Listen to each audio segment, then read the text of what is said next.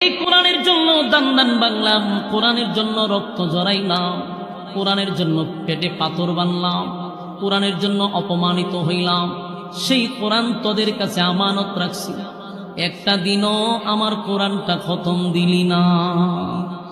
আজকে যে তোর আমলনামা আল্লাহ আমার হাতে দিল, আমি আমার মালিকের সামনে তোরে উম্মত বলে কেমনে পরিচয় দেই?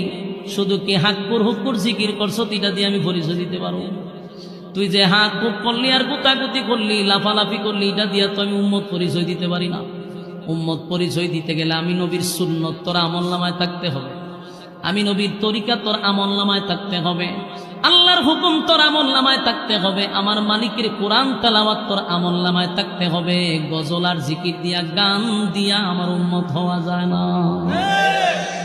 যুবক ভাইরা, সেদিন আমার নবী লজ্জিত। কেন লজ্জিত? আমার উম্মতের আমলনামায় একটা কোরআনের খতম নাই রে, একটা কোরআনের খতম নাই। নবী আফসোস করে বলবে, হায় উম্মত, কি করলি, একটা কোরআনের খতমও দিতে পারলি না।